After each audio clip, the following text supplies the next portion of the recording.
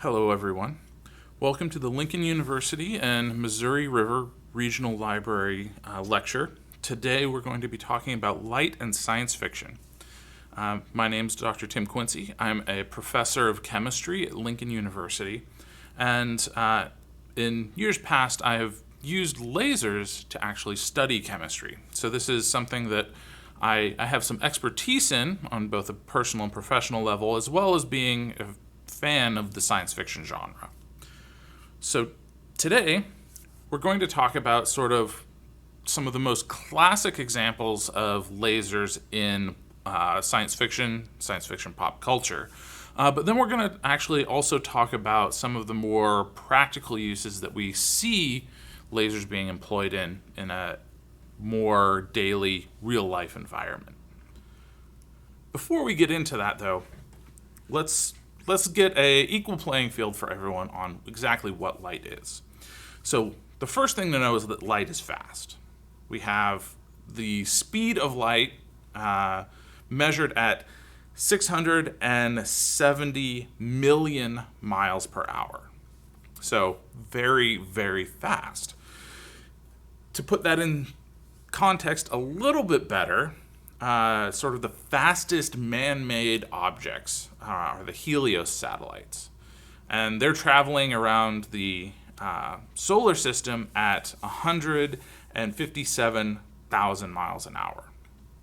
So to be anywhere close to the speed of light, they would need to be going about 4,000 to 5,000 times the speed they're going right now.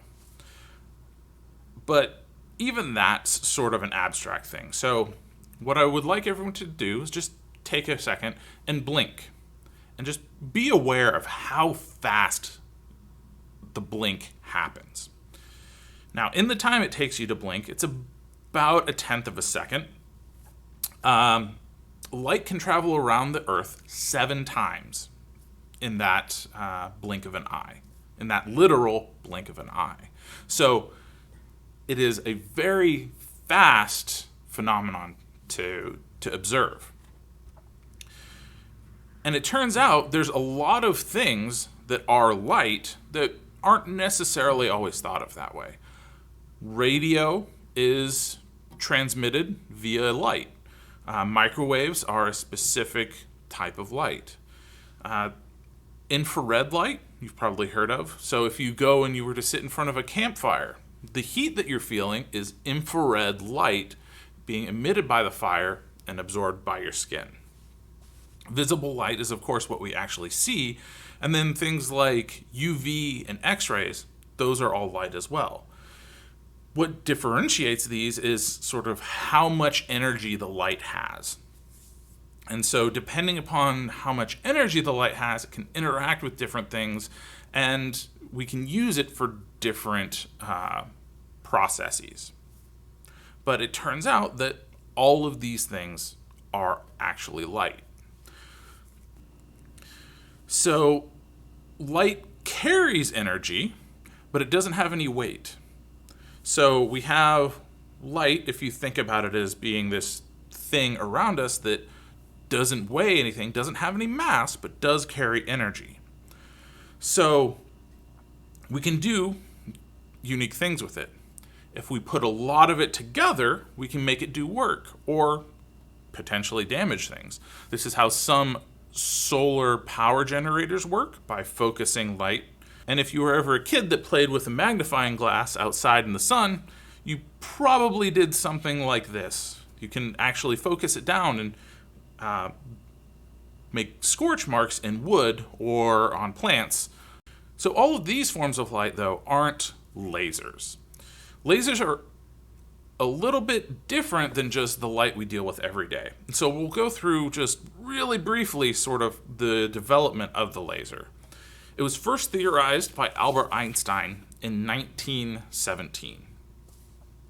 But it was about 30 years of no one being able to do anything to actually test the theory. In 1954, Charles Towns actually developed a microwave laser, and it had a very, very low power of 10 nanowatts. So that's a very small value. In 1960, the visible laser was finally developed and patented. It was actually developed simultaneously by several groups, and there was about 30 years of patent lawsuits on exactly who developed the laser with visible light. Then, in 1961, even though lasers were a very new technology, they were first applied to medicine. And a laser was used to actually remove a tumor from inside of a patient's eye. So finally, let's talk about lasers. So lasers, it's an acronym. It stands for Light Amplification by Stimulated Emission of Radiation. And so this implies some things about actually how this light gets created. So let's do a comparison between sort of the regular incandescent light bulbs that everyone's used to. In this case, the incandescent bulb emits light in all directions, and it emits a large number of wavelengths, or different energies of light. And so there's no directionality, there's no consistency to the color. It's a range of colors. That's why we get a white light from most light bulbs. But a laser is more precise than that. So the light from a laser is made in a specific and uniform way such that all of the light is emitted in a single direction. It's all of the same energy, and it's what we would call coherent. So basically you can think of all of the light in the laser beam sort of acting in unison. So with these different properties in laser light, we're able to manipulate that light and increase it to higher energies or higher powers much more effectively. So now that we've sort of talked about what light is and some of its properties and sort of the difference between light and lasers, let's talk about what lasers in movies are about. So I'm going to sort of disappoint some of you here, I know, but it turns out that movies and TV cheat. Many of the things that are depicted in movies and TV aren't actually lasers. Even in the universe of the TV program or the movie.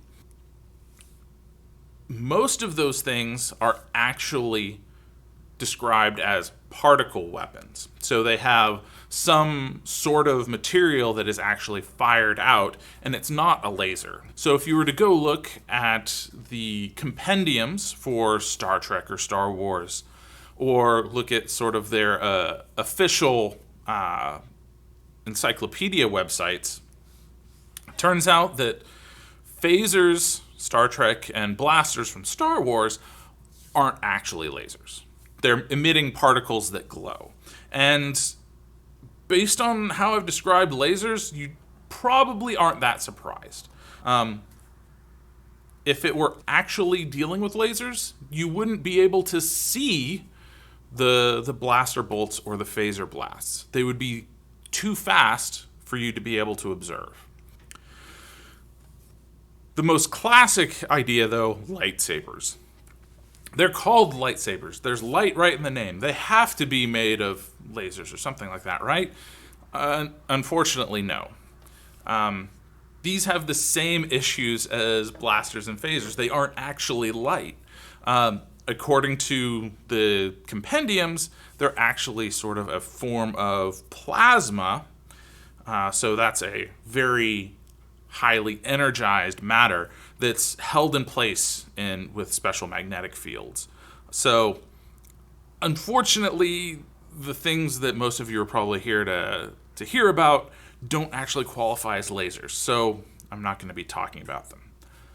However, there is one thing that is very much a laser, and that is, from Star Wars, the Death Star super laser. So, fairly iconic use of lasers.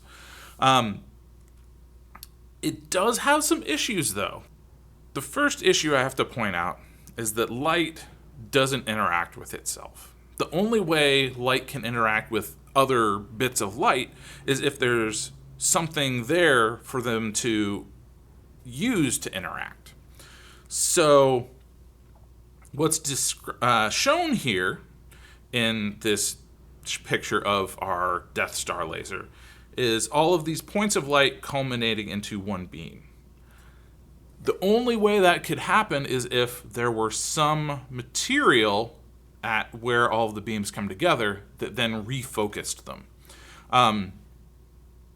There's not really any indication there's anything there, and otherwise these beams would just all pass through this point in space and continue straight on their way.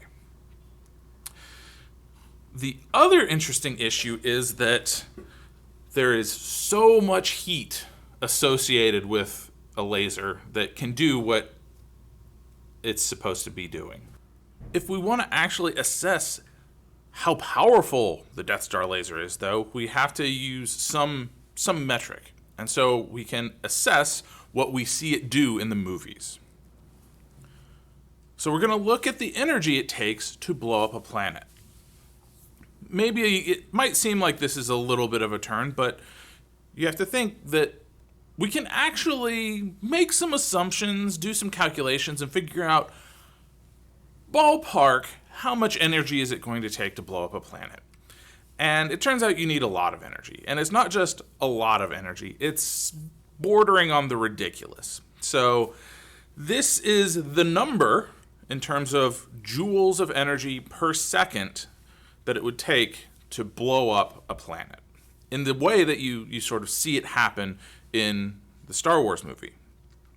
If we rewrite this using scientific notation, it makes it a little bit more readable, and we get 2 times 10 to the 32nd power joules per second.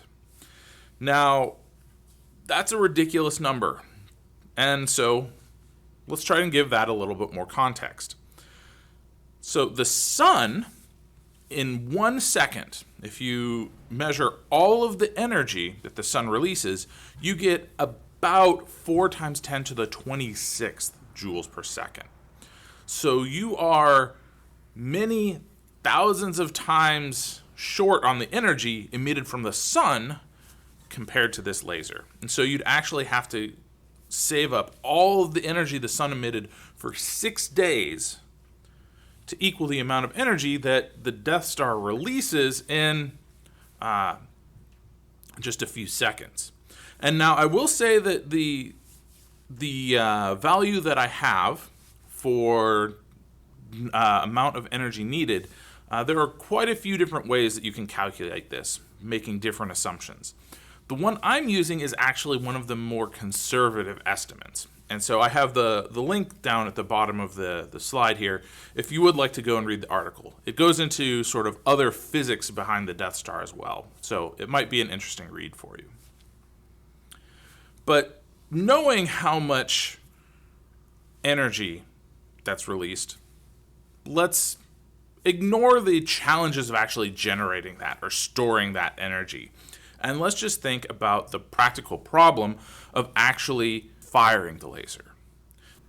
Well, it turns out that generating light produces heat. Anytime you have any sort of energy transfer, there's always some fraction of that transfer that's lost as heat. Nothing is 100% efficient.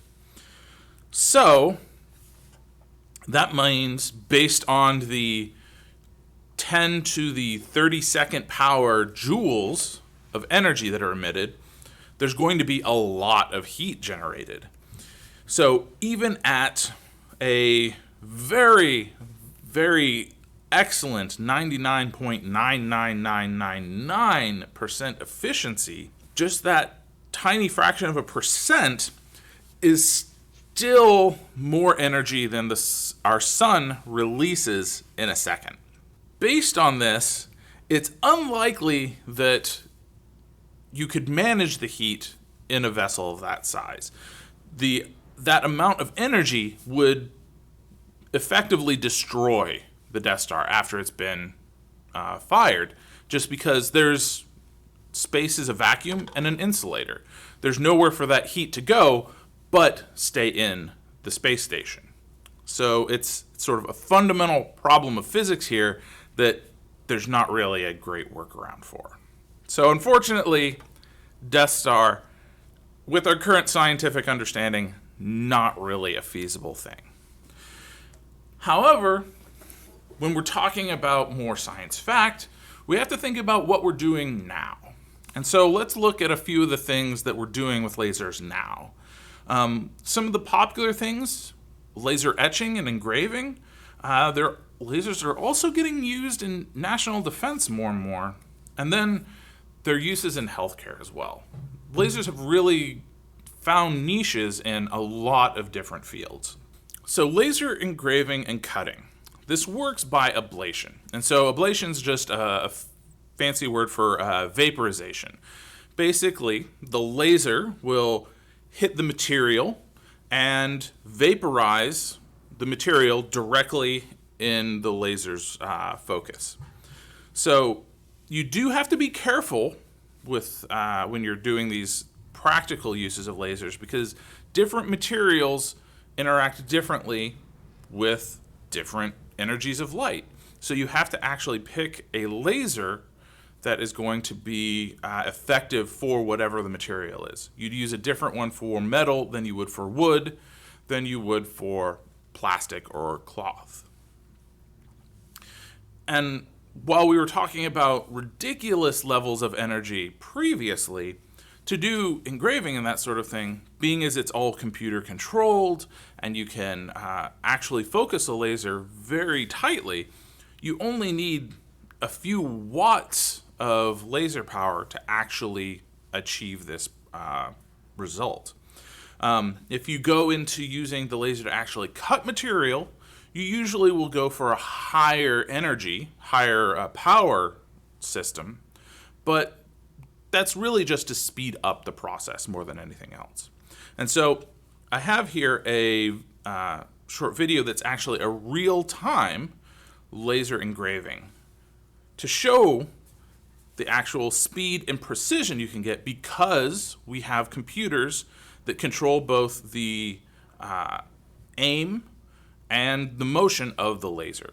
So you can get very intricate and detailed designs very quickly, because not only do we have the laser power, but we have the technology to back it up. Part of laser defense is also using mobile lasers. So here we have an example of a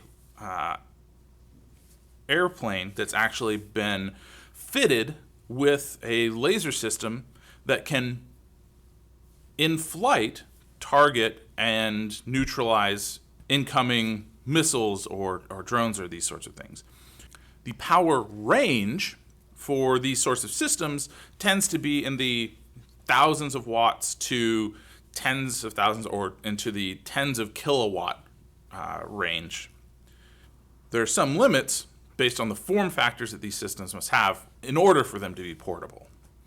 So while there are a couple of different airborne varieties of this, so are the ATL and ABL being the airborne tactical defense lasers, there are also systems that are housed in basically modified shipping crates that can then be moved around to different locations as need be, that are then capable of serving as ground-based defense systems.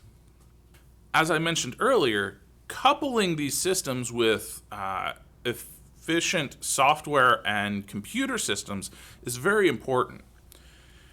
In order for these systems to effectively be missile or drone or ordnance deterrent, the laser has to be targeted on the same spot, or roughly the same spot on whatever the target is, for several seconds usually.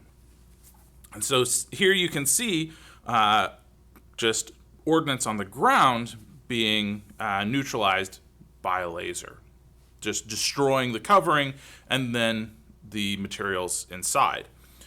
In order to do this to something that is in flight and traveling at hundreds of miles an hour, you have to have very, very powerful computers that can do all of the recalculating and repositioning of the laser targeting in real time. And so this is part of why in the 80s this idea of laser defense seemed so ridiculous. They had no way to do this. We can actually achieve this now with the state of computers.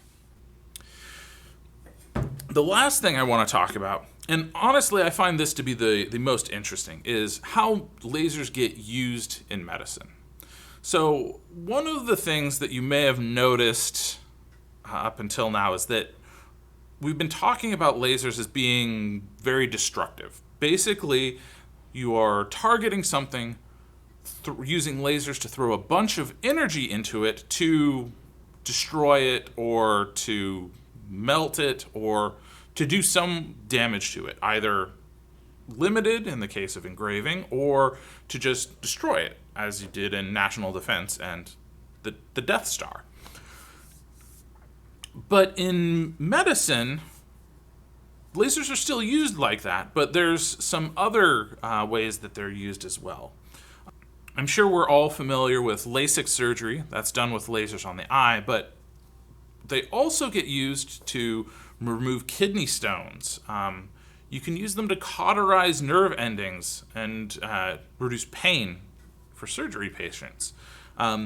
Remove tattoos, moles, birthmarks. These are all some fairly common uses of lasers in medicine nowadays. Specifically, though, one that I find interesting is the laser scalpel. On the left, we have, of course, your traditional metal scalpel. And you can see that the skin of the patient there is sort of wiped down and it's sort of tan color. That is a disinfectant. And one of the big worries about any surgery is infecting the patient. With a laser scalpel, because you're using all of this focused energy, it actually has a couple benefits. One, it cuts down on the risk of infection, but it also will self-cauterize. You have to worry less about bleeding and that sort of thing, at least in some applications. You can tune this, however, based on how the laser scalpel is built and how it is set up for use. Another interesting use is with dental fillings. So this doesn't necessarily require laser light, but you often get light from a uniform source such as that. And in this case, the compound that they use to make the fillings doesn't actually solidify until it's exposed to blue light that's almost in the UV region. This light actually triggers a chemical reaction, and now we are causing chemistry to occur in a specific location when we want it by simply applying light there after we've prepared the filling. So without this blue light, we wouldn't get the hardening in the fillings, and you would just have this compound that would slowly harden over time. And the last thing I want to talk about is photodynamic therapy. And so in this case, you're actually using light similar to how it's described with the dental implants. In this way, a chemical called a photosensitizer is actually injected near a tumor site or the site of inflammation, somewhere where a chemical needs to be.